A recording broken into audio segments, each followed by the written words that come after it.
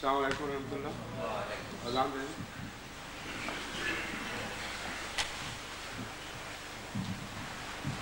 اللہ اکبر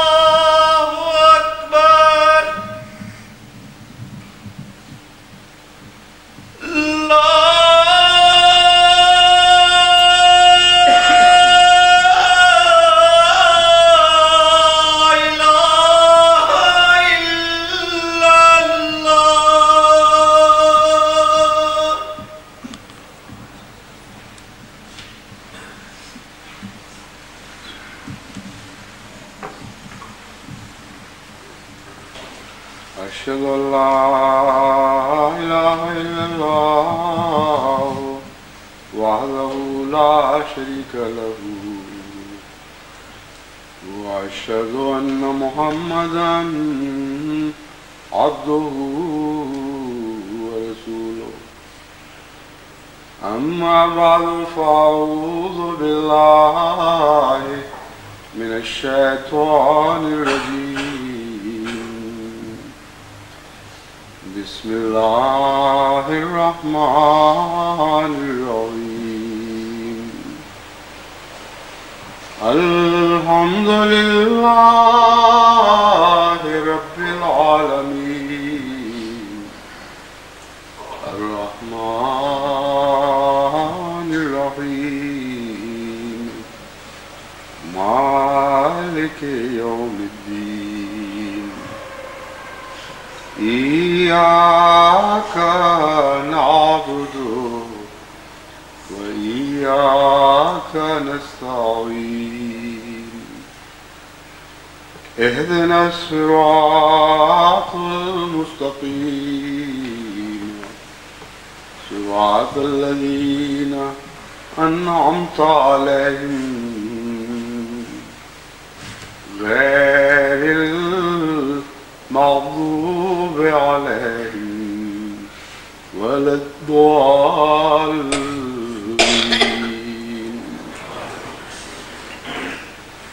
گزشتہ جمعے میں نے آغاز ہی میں ذکر کیا تھا کہ انشاءاللہ تعالی دو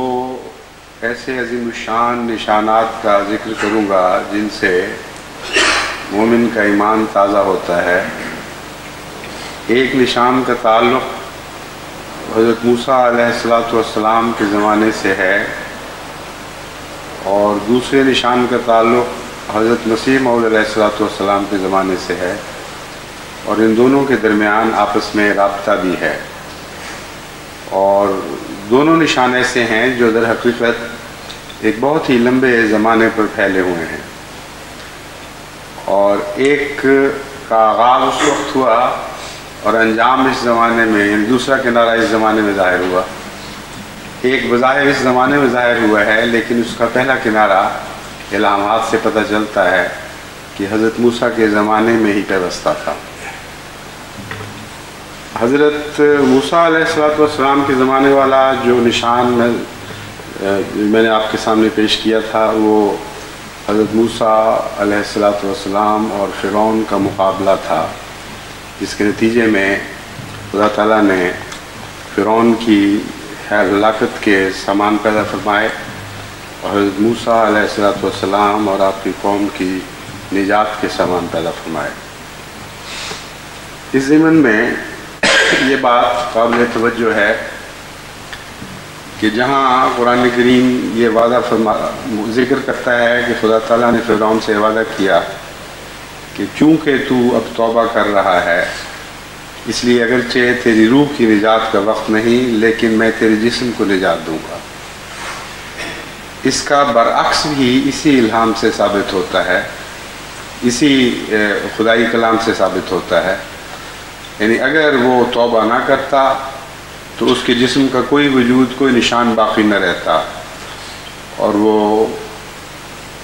اپنے وجود کے مٹ جانے کے ذریعے عبرت کا نشان بن جاتا. عبرت تو بہرحال دونوں صورتوں سے بننا ہی تھا. حضرت موسیٰ علیہ السلام کے زمانے میں فرعون کے نشان کے سوا اور بھی باتیں ہوئیں جن کا قرآن کریم میں ذکر ملتا ہے. ان میں ایک ذکر سامری کے بچھڑے کا ہے کہ کس طرح سامری کے فتنے کے نتیجے میں ایک بچھڑے کو خدا بنا لیا گیا اور پھر اس بچھڑے کے انجام کا ذکر ملتا ہے. حضرت مسیح موعود علیہ السلام کا جب لیکھ رام سے اس وجہ سے مقابلہ ہوا کہ لیکھ رام حضرت اقدس محمد مصطفیٰ صلی اللہ علیہ وآلہ وسلم کے خلاف انتہائی بدزبانی کرتا تھا اور دریدہ ذہنی سے کام لیتا تھا، تو اس وقت حضرت مسیح موعود علیہ السلام کو لیکھ رام کا جو انجام دکھایا گیا وہ سامری کے گوسالہ بچھڑے کے مطابق دکھایا گیا. بس اگرچہ یہ نشان اس زمانے میں ظاہر ہوا لیکن اس کا آغاز جیسا کہ میں نے بیان کیا تھا حضرت موسیٰ کے زمانے ہی میں ہو چکا تھا اور خدا تعالیٰ نے ان دونوں کو آپس میں اس طرح باندھ دیا. اور اس نشان میں یعنی گوسالہ کے نشان میں یہ بات بڑی واضح ہے کہ گوسالہ خود اپنی پیداوار آپ نہیں تھا بلکہ اس کے پیچھے کوئی اور طاقت تھی جس نے اس کو کھڑا کیا تھا اور جو کچھ وہ بولتا تھا اس کی اپنی زبان نہیں تھی بلکہ جو کچھ اس میں بھرا گیا تھا وہی بولتا تھا اور اس کے پیچھے ایک طاقت تھی جو سامری کی طاقت کہلاتی. بس اس بات کو پیش نظر رکھتے ہوئے جب آپ آگے بڑھیں گے اور حضرت مسیح موعود علیہ السلام کے الہامات اور لیکھ رام کے انجام پر غور کریں گے تو اس میں آپ کو بہت سے روحانی سبق ملیں گے۔ سب سے پہلے حضرت مسیح موعود علیہ السلام کو لیکھ رام کے بارے میں خدا تعالیٰ کی طرف سے 1886 میں خبر دی گئی ہے۔ اس لیے یہ خیال کرنا کہ جس وقت وہ پیشگوئی شائع ہوئی کہ 6 سال کے اندر اندر تم ہلاک کیے جاؤ گے، وہی اس پیشگوئی کا آغاز ہے، درست نہیں ہے۔ 20 فروری اشتہار 20 فروری 1886 جس کا تعلق حضرت مسلم موعود کے ساتھ ہے، اس اشتہار ہی میں حضرت مسیح موعود علیہ السلام نے اسی زمانے میں اپنے بڑی وضاحت کے ساتھ لیکھ رام کے متعلق ایسے انذار کا ذکر فرمایا جو خدا تعالیٰ نے آپ کو عطا فرمایا تھا، جس کی خبر خدا تعالیٰ نے آپ کو دی تھی۔ چنانچہ آپ لکھتے ہیں، واضح ہو کہ اس عاجز نے اشتہار 20 فروری 1886 میں جو اس کتاب کے ساتھ شامل کیا گیا تھا، اندرمن مراد آبادی اور لیکھ رام پشاوری کو اس بات کی دعوت دی تھی کہ اگر وہ خواہش مند ہوں تو ان کی قضاء و قدر کی نسبت بعض پیشگوئیاں شائع کی جائیں۔ ظاہر ہے کہ بعض پیشگوئیاں اللہ تعالیٰ کی طرف سے عطا ہو چکی تھیں، ورنہ بغیر کسی پیشگوئی کے کس طرح حضرت مسیح موعود علیہ السلام یہ اعلان عام فرما سکتے تھے۔ فرماتے ہیں، سو اس اشتہار کے بعد اندرمن نے تو اعتراض کیا اور کچھ عرصے کے بعد فوت ہو گیا، لیکن لیکھ رام نے بڑی دلیری سے ایک کارڈ اس عاجز کی طرف روانہ کیا کہ میری نسبت جو پیشگوئی چاہو شائع کر دو، میری طرف سے اجازت ہے۔ تو اس کی نسبت جب توجہ کی گئی تو اللہ جل شانہ کی طرف سے یہ الہام ہوا، اجل جسد لہو خوار لہو نصب و آذار۔ اس حصے سے یہ معلوم ہوتا ہے کہ خاص توجہ کے بعد یہ الہام ہوا ہے اور اس سے پہلے کوئی پیشگوئی نہیں۔ لیکن حضرت مسیح موعود علیہ السلام کا یہ دعوت دینا کہ اگر چاہو تو میں کچھ پیشگوئی شائع کروں، یہ صاف بتا رہا ہے کہ خدا تعالیٰ کی طرف سے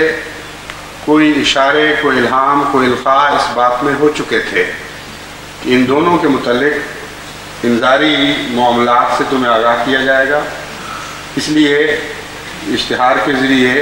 آگاہ کر دو، اور اگر ان کو اجازت، ان کی طرف سے اجازت ہو تو یہ پیشگوئی شائع کی جا سکتی ہے۔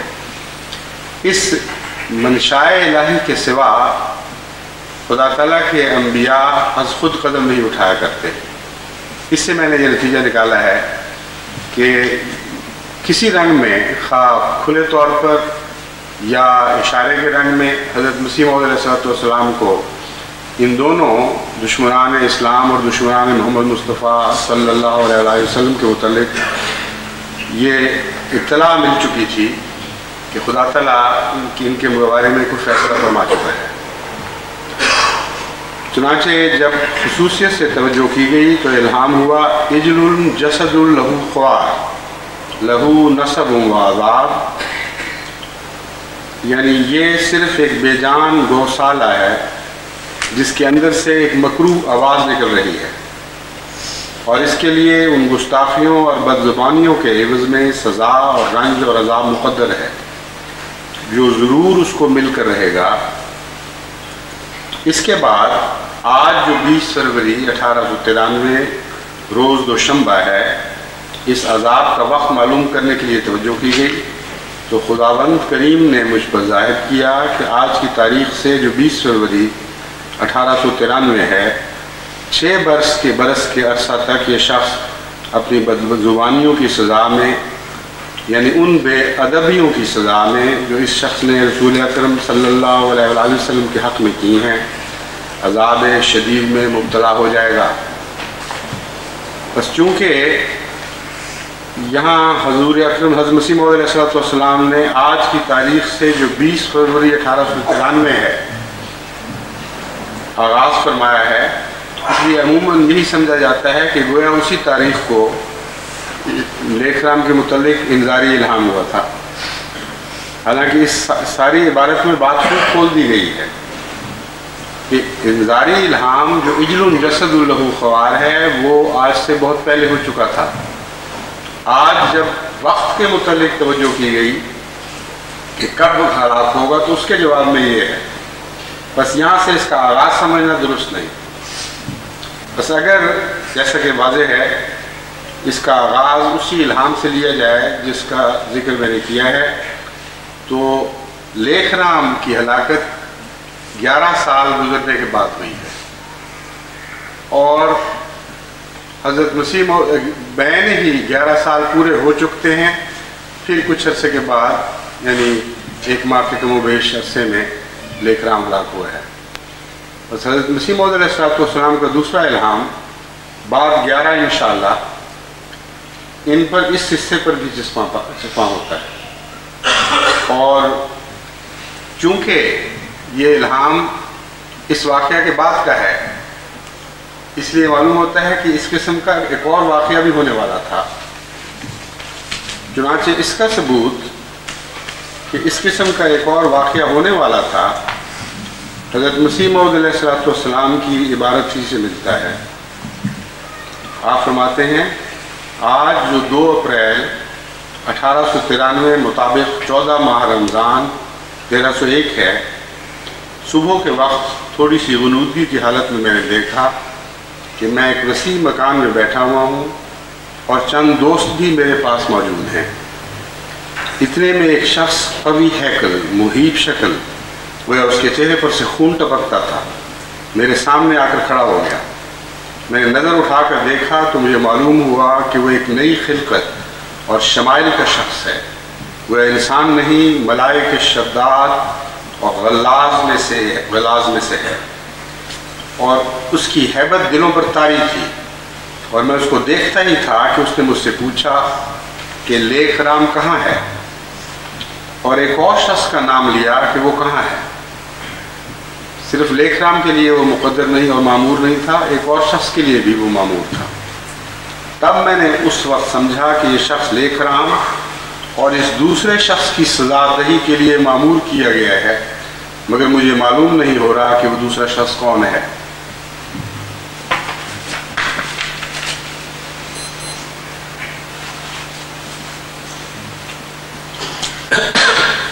بہرحال جیسا کہ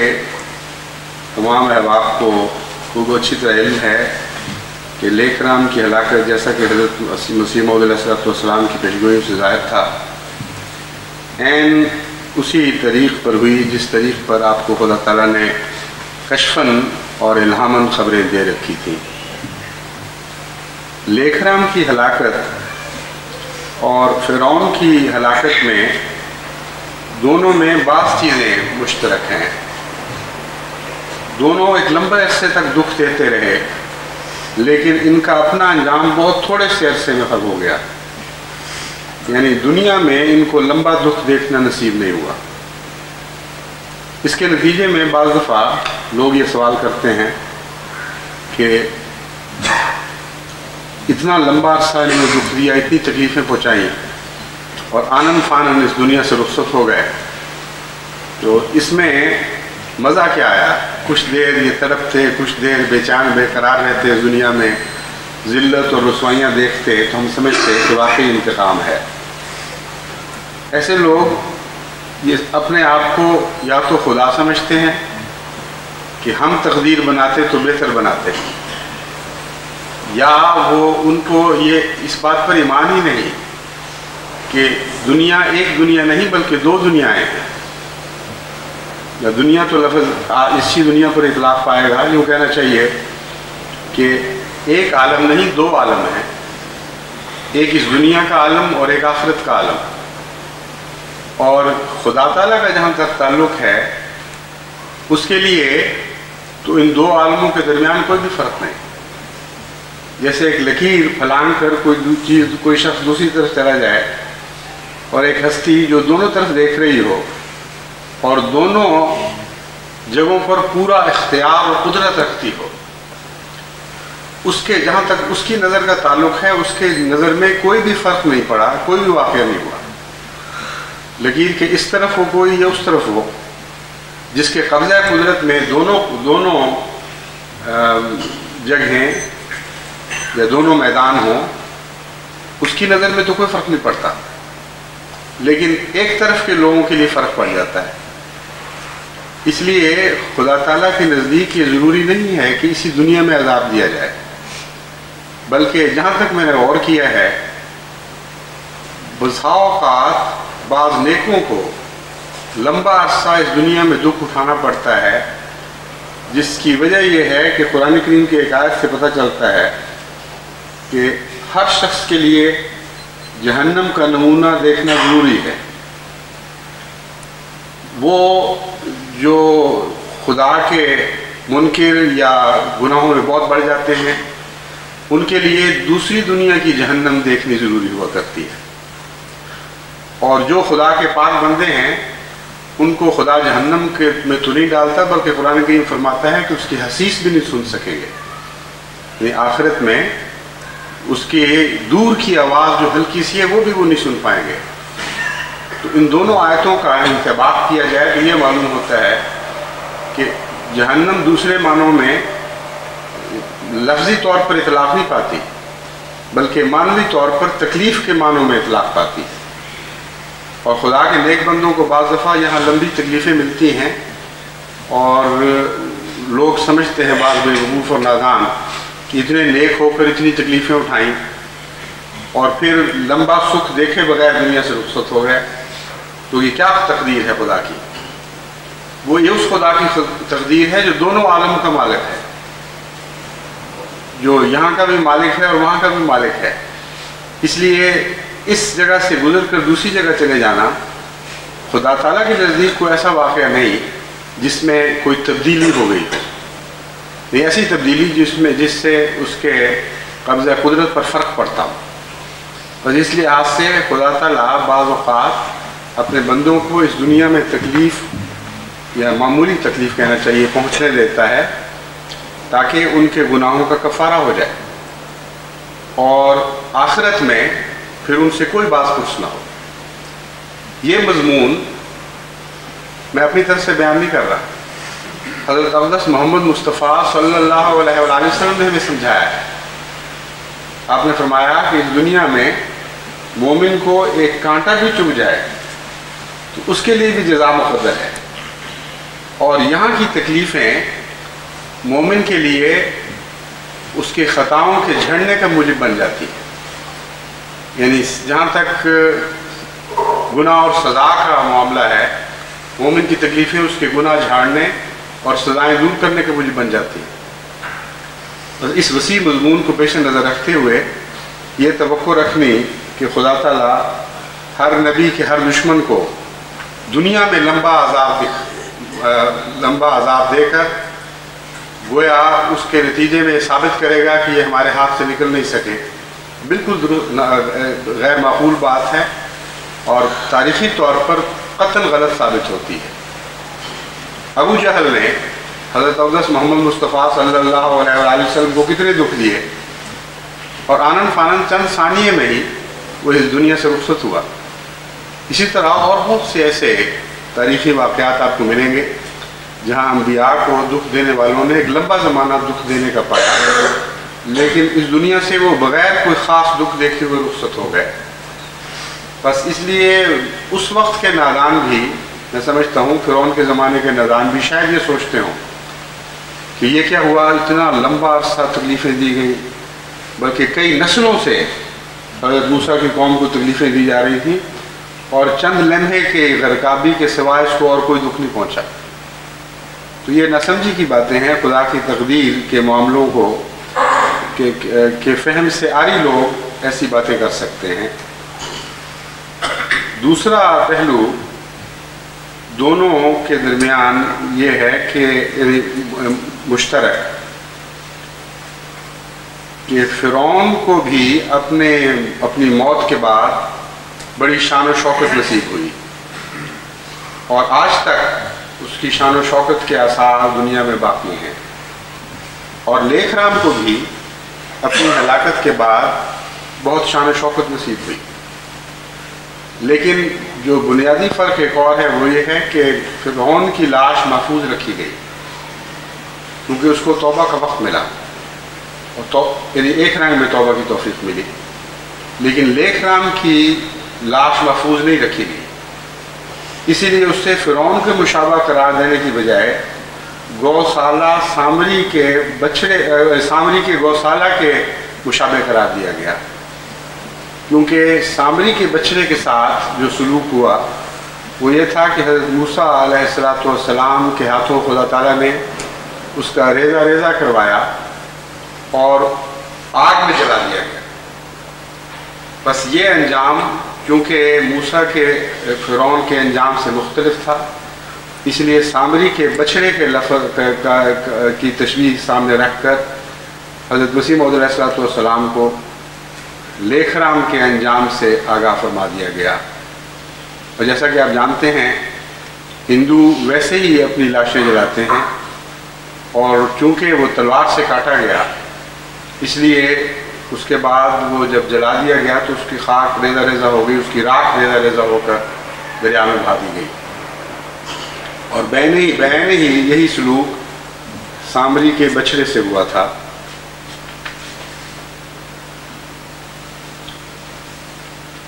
جہاں تک لیکھ رام کی عزت کا تعلق ہے، حضرت مسیح موعود علیہ السلام کے زمانے میں بھی لوگوں نے اس قسم کی باتیں کی ہیں، اور معلوم یہ ہوتا ہے کہ وہ باتیں حضرت مسیح موعود علیہ السلام کو پہنچی بھی ہیں۔ لوگ یہ سمجھتے تھے کہ اتنا بڑا نشان ظاہر ہوا ہے، اس لیے اس کی موت کے ساتھ اس کی ساری عزت اس رنگ میں خاک میں مل جائے گی کہ اس کی قوم اس کو چھوڑ دے گی۔ حضرت مسیح موعود علیہ السلام کے الہام میں جو گوسالہ بچڑے کا ذکر فرمایا گیا، اس کو تو خدا کے سوا معبود بنایا گیا تھا، اس کی تو پوجا کی گئی تھی، اس لیے یہ تو اسی رنگ میں پورا ہو سکتا تھا کہ اس کو بھی بہت بڑا مرتبہ دیا جاتا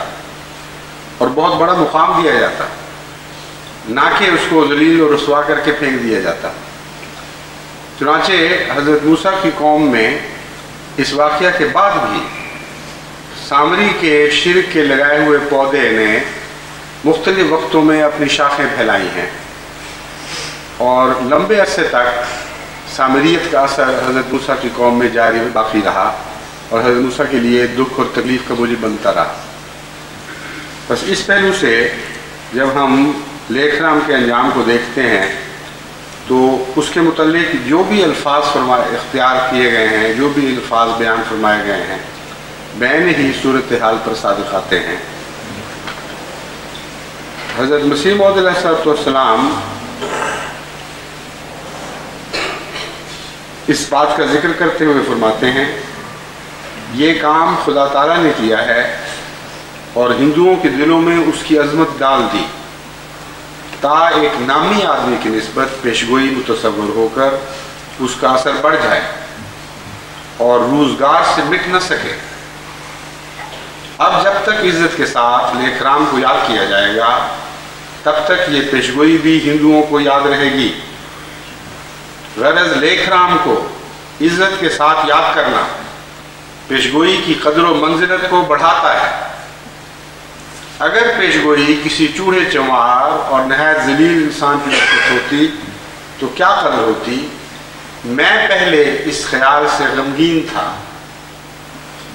کہ پیشگوئی تو پوری ہوئی، مگر ایک معمولی شخص کی نسبت کہ جو پشاور میں 7-8 روپیہ کا پولیس کے محکمہ میں نوکر تھا۔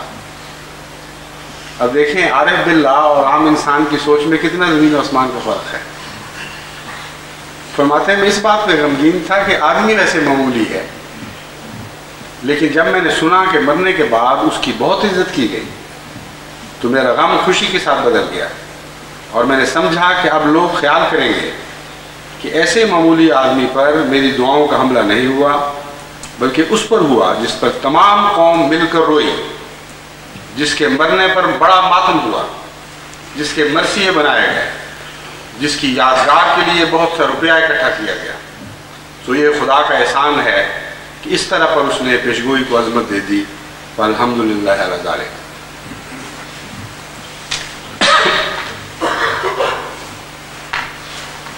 آریوں نے جو لیکھ رام کی موت پر ماتم کیا ہے اس کا ذکر حضرت مسیح موعود علیہ السلام اپنے اشعار میں بھی کرتے ہیں. فرماتے ہیں جس کی دعا سے آخر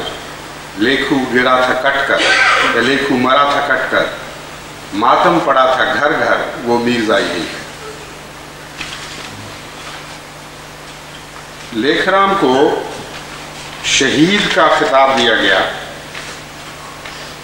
اور خلاصتاً ساری باتیں تو پڑھنے کا وقت نہیں ہے. میں نے چند ایک جو خطابات ملے ہیں لیکھ رام کو میں آپ کے ساتھ چن لی ہیں آپ کو یعنی بتانے کے لیے کہ اس کے ساتھ کس رنگ میں قوم نے عزت افزائی کا سلوک کیا. شہید اکبر، شہید صادق، زندہ جاوید، پیغمبر توحید، عالم بے مثل، عالم فقید المثل، مصلح اعظم، دلیل گمراہان و بے بصرہ، صدر خیل شہداء، امر، جرنیل، یکتائے زمان، محافظ ملت، حفیظ ملت، پروانہ ملت، میر قوم وغیرہ وغیرہ.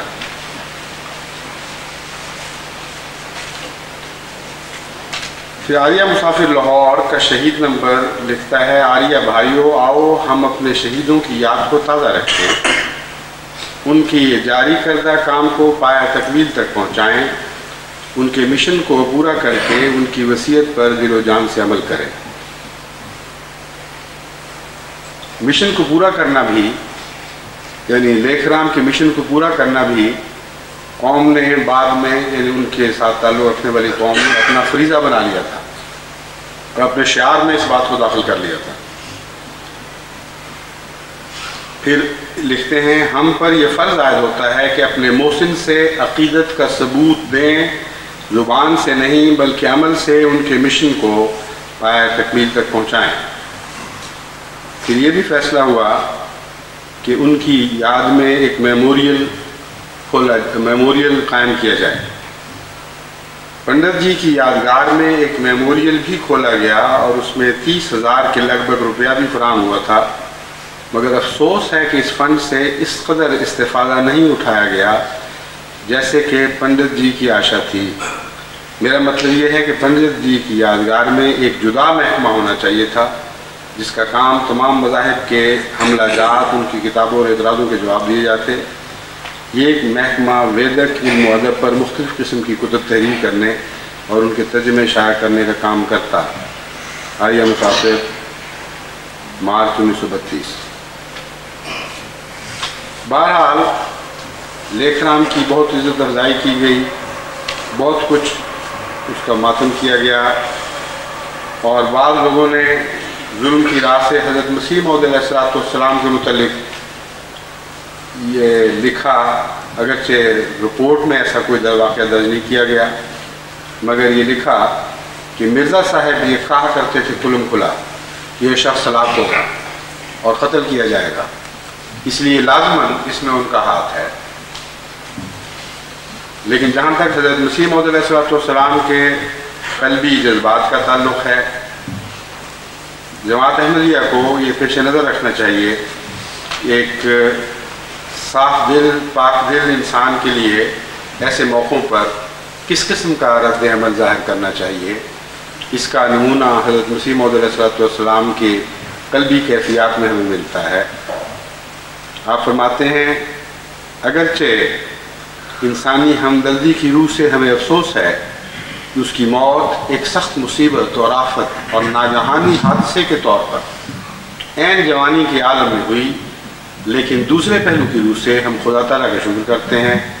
جو اس کے منہ کی باتیں آج پوری ہو گئی. ہمیں قسم ہے اس خدا کی جو ہمارے دل کو جانتا ہے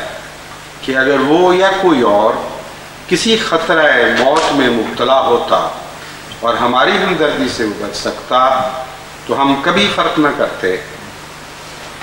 بس یہ وہ روح ہے جو زندہ رہنے والی اور زندہ رکھنے کے لائق اور زندہ رکھنے کے لیے ضروری روح ہے۔ ایسی روح ہے جو زندہ ہے، ہمیشہ انبیاء اور پاکیزہ لوگوں کی صورت میں زندہ رہے گی، زندہ رہنے کے لائق ہے اور زندہ رکھنے کی صلاحیت رکھتی ہے۔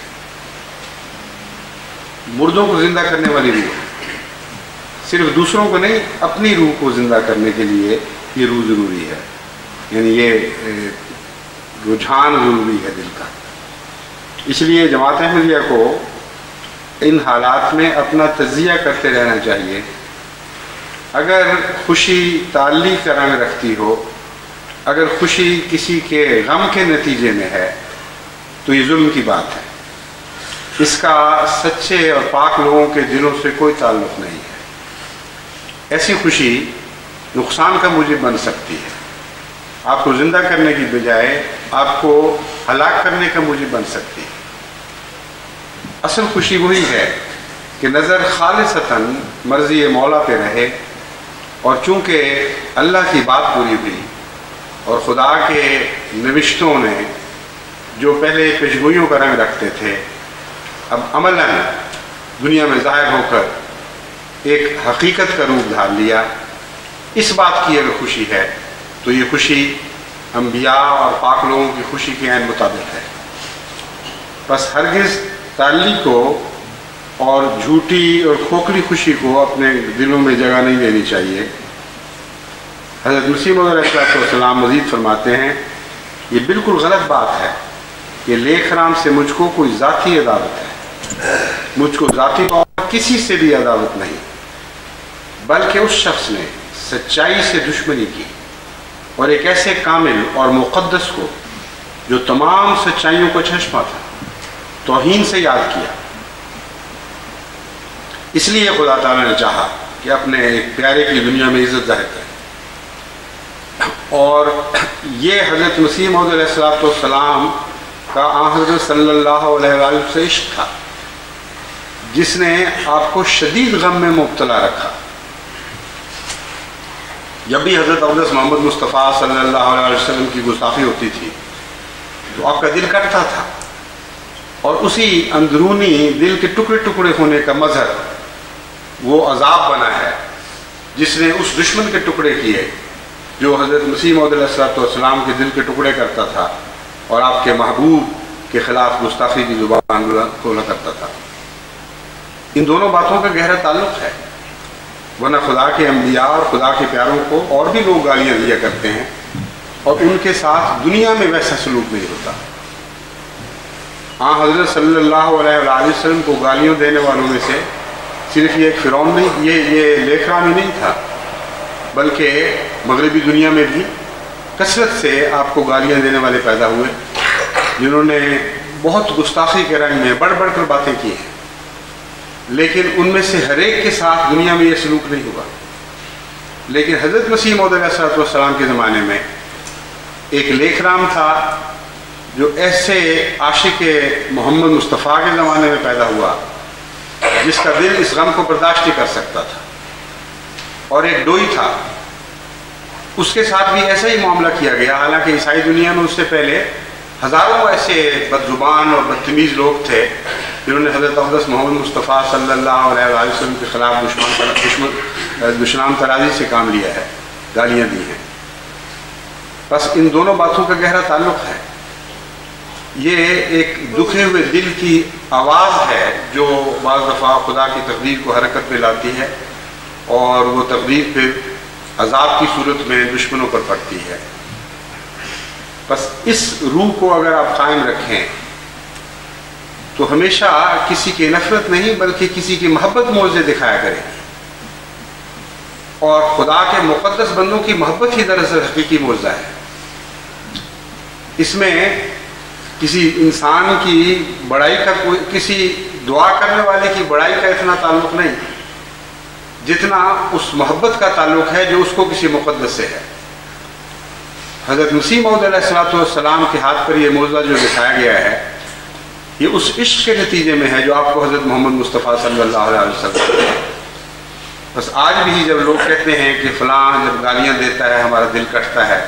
حضرت مسیح موعود علیہ الصلوۃ والسلام کے خلاف بکواس کرتا ہے، بدزبانی کرتا ہے تو ہمارا دل کٹتا ہے، تو بسا اوقات مختلف رنگ کے نظارے ظاہر ہوتے ہیں. بعض لوگوں کے دل ان کے کہنے کے مطابق کٹتا تو ہے، لیکن اس مخالف پر خدا کی کوئی پکڑ ظاہر نہیں ہوتی. اور بعض لوگ لکھتے ہیں کہ ادھر ہمارے دل سے ایک دعا بلند ہوئی ہے، ایک بے قرار چیخ نکلی ہے کہ اے خدا اس شخص نے ظلم کی حد کر دی ہے، یہ ایسی ایسی زبان درازیاں کر رہا ہے، اور چند دن کے اندر اندر وہ شخص حیرت انگیز طور پر ہلاک ہو گیا. اور بعض دفعہ اس کے منہ سے نکلی ہوئی بات کے نتیجے میں ہلاک ہوا ہے، ان دنوں میں ہلاک ہوا جن دنوں میں آپس میں ان کا معاملہ طے ہوا کہ جو بھی جھوٹا ہے اس عرصے کے اندر اندر ہلاک ہو جائے. تو یہ مختلف قسم کے واقعات رونما ہوتے ہیں. یاد رکھیں یہ اتفاقی حادثات نہیں ہیں، یہ دل کی صداقت ہے جو بعض دفعہ موزے دکھاتی ہے، اور بعض دفعہ وہ دل کی صداقت میں کوئی کمزوری رہ جاتی ہے، اور بعض اور عوامل اس پر اثر انداز ہو جاتے ہیں. ورنہ حقیقت یہ ہے کہ خدا کے کسی مقدس اور برگزیدہ سے آپ کو سچا عشق ہو اور اس کے خلاف گستاخیوں کے نتیجے میں آپ کا دل حقیقتاً کٹ رہا ہو اور زندگی ایک عذاب بن رہی، تو ہو نہیں سکتا کہ خدا کی غیرت اس وقت ایک غیر معمولی جوش اور غضب کے ساتھ بیدار نہ ہو اور اپنے کرشمے نہ دکھائے. یہ بیان کرنے کے بعد میں آخری ایک نصیحت یہ جماعت کو کرنا چاہتا ہوں کہ یہ جو الہامات ہیں حضرت مسیح موعود علیہ الصلوۃ والسلام کے کہ تیرے زمانے میں موسیٰ کے زمانے کے حالات پیدا ہوں گے، اس میں مخاطب حضرت مسیح موعود علیہ الصلوۃ والسلام ہے. اس لیے یہ خواہ حضرت مسیح موعود علیہ الصلوۃ والسلام کے وصال کے بعد واقعات ہوں، ان کا تعلق حضرت مسیح موعود علیہ السلام سے ہے. اس بات کو خوب اچھی طرح یاد رکھیں. اور آپ ہی کی جو قدر اللہ کے دل میں تھی اس کے نتیجے میں ان واقعات میں رونما ہونا تھا. دوسری بات ایک انذار کا رنگ رکھتی ہے، اور جماعت کو استغفار کرتے ہوئے دعا میں ہمیشہ مشغول رہنا چاہیے کہ اللہ تعالیٰ اس انذاری پہلو کو ہمارے وقت میں پورا نہ فرمائے، اور اگر ہم سے کوئی کوتاہیاں ہو بھی گئی ہیں تو ان بلاؤں کو ہم سے ٹال دیں. موسیٰ کے وقت میں ایسے بھی واقعات ہوئے جس سے خود موسیٰ کو تکلیف پہنچی اور اپنی قوم سے تکلیف پہنچی. ایک گوسالے کو خدا بنا لینا، بچڑے کو خدا بنا لینا، اس کے اندر میں نے جب غور کیا تو دو باتیں ایسی ہیں جن کی طرف میں جماعت کو خاص طور سے متوجہ کرنا چاہتا ہوں. اس بچڑے کی عظمت ان لوگوں کے دلوں میں تھی جن کے دل میں دنیا کی وجاہت اور سونے اور چاندی اور دولتوں کی عظمت تھی. اور ضروری نہیں ہوا کرتا کہ ہر زمانے میں شرک ایک ہی طرح ظاہر ہو. بعض دفعہ شرک کھلم کھلا بت پرستی کے رنگ میں ظاہر ہوا کرتا ہے، بعض دفعہ دل مشرک ہو جاتا ہے خواہ زبان بظاہر مشرک نہ بھی ہو. بس جماعت کا وہ طبقہ جو دنیا کی طرف سے آرام یافتہ ہے اس کو اپنی فکر کرنی چاہیے. اس کو ہمیشہ اپنے دل کا تجزیہ کرنا چاہیے کہ کیا وہ دنیا کی دولتوں اور جاہ و حشمت سے متاثر تو نہیں ہو گیا.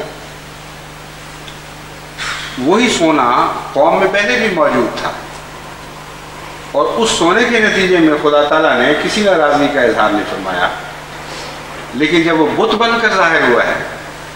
تب خدا تعالیٰ کی پکڑ نازل ہوئی ہے.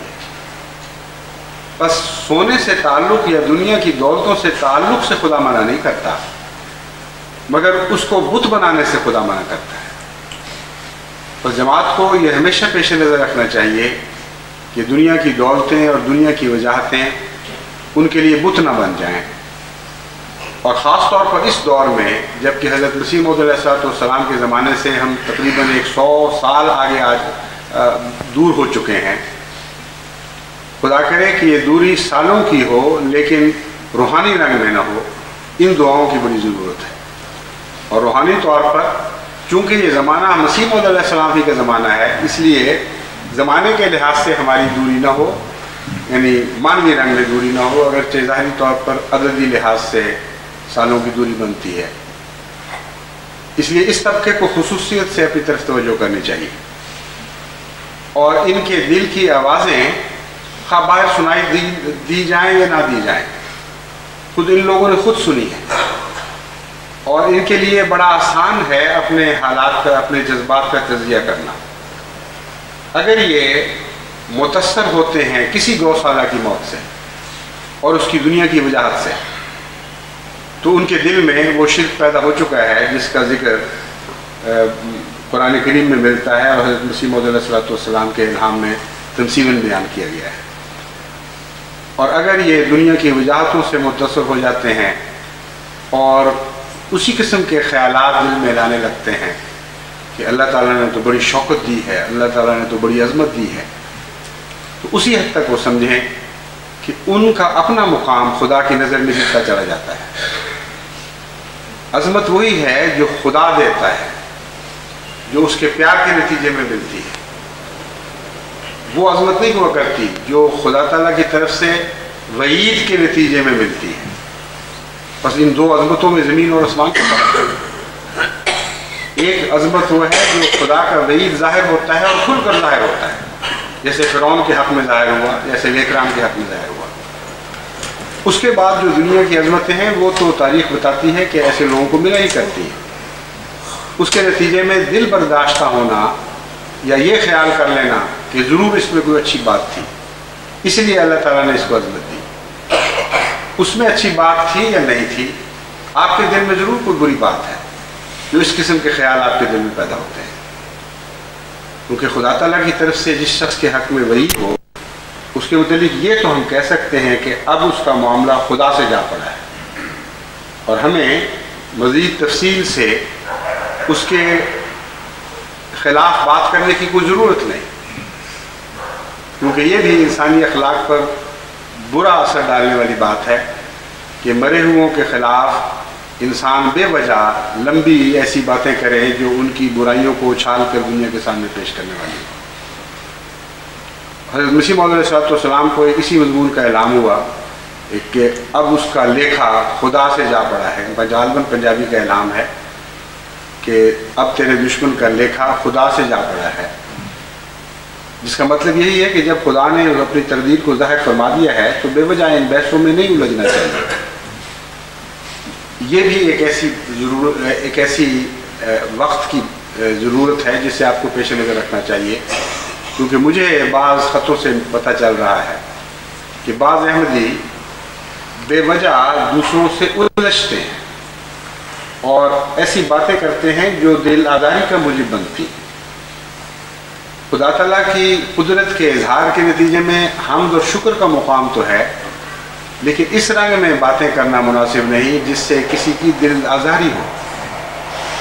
حضرت اقدس محمد مصطفیٰ صلی اللہ علیہ وآلہ وسلم کے زمانے کا فرعون اور آپ کے زمانے کا لیکرام ابو جہل تھا، اور آپ کے دل کی عظمت دیکھیے کہ جب حضرت اکرمہ نے، جو بعد میں حضرت کہلائے آن علیہ وسلم کی بیعت کے بعد، آن حضرت صلی اللہ علیہ وآلہ وسلم سے یہ شکایت کی کہ یا رسول اللہ، لوگ مجھے میرے باپ کا طعنہ دیتے ہیں اور مجھے دکھ پہنچتا ہے، تو آن حضرت صلی اللہ علیہ وسلم سختی سے منع فرمایا اور فرمایا کوئی کسی کے باپ کی وجہ سے دکھ نہیں دیا جائے، کوئی اکرمہ کو اس کے باپ کا حوالہ دے کر تکلیف کی بات نہ کرے۔ یہ ہے سچی عظمت، یہ ہے سچا تقدس جو خدا کے تعلق کے نتیجے میں پیدا ہوتا ہے۔ بس ان رسموں کو زندہ رکھیں، اس سنت پر چلیں، یہ آپ کی زندگی کی ضامن ہوگی۔ چند فخریہ رنگ میں باتیں کر لینا ہمارے لیے کوئی کام نہیں آئے گا، ہمیں کوئی فائدہ نہیں دے گا، لیکن حضرت رسول اکرم صلی اللہ علیہ وآلہ وسلم کی سنت پر اگر ہم عمل پیرا ہوں گے تو وہ اس میں ہمارے لیے بہت ہی برکتیں ہیں۔ ایسی صورت میں آپ واقعتاً دیکھیں کہ دشمنوں کی اولادیں اپنے باپوں کی طرف منسوب ہونا چھوڑ دیں، وہ حسرت سے یاد کریں گی کہ کاش ہمارے ماں باپ نے ایسی باتیں نہ کی ہوتی کہ ان کے ساتھ ملانا ہمارے لیے ذلت کا موجب بن جائے. اور وہ اپنے آپ کو حضرت صلی اللہ علیہ وآلہ وسلم اور حضرت محمد مسیح موعود علیہ السلام عاشق محمد مصطفیٰ صلی اللہ علیہ وآلہ وسلم کے ساتھ منسوب کرنا ہی فخر کا موجب سمجھیں گے. بس سنت میں عظمتیں ہیں، سنت میں دائمی فوائد ہیں، اس دنیا میں بھی اور اس دنیا میں بھی.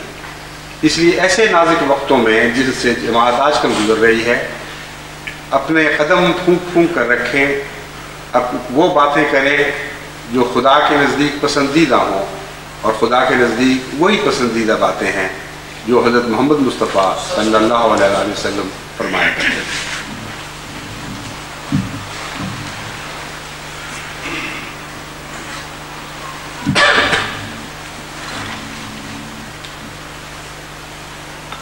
الحمدللہ نحمدہ ونستعینہ ونستغفرہ ونؤمن بہ ونتوکل علیہ ونعوذ باللہ من شرور انفسنا ومن سیئات اعمالنا من یهدہ اللہ فلا مضل له ومن يضلله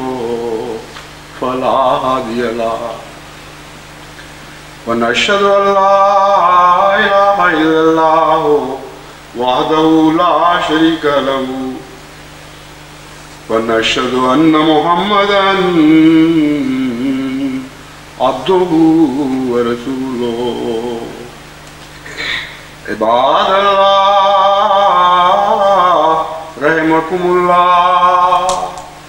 إن الله يأمر بالعدل والإحسان وإيتاء ذي القربى وينهى عن الفحشاء والمنكر والبغي يعظكم لعلكم تذكرون. اذكروا الله يذكركم وادعوه يستجب لكم ولذكر الله أكبر.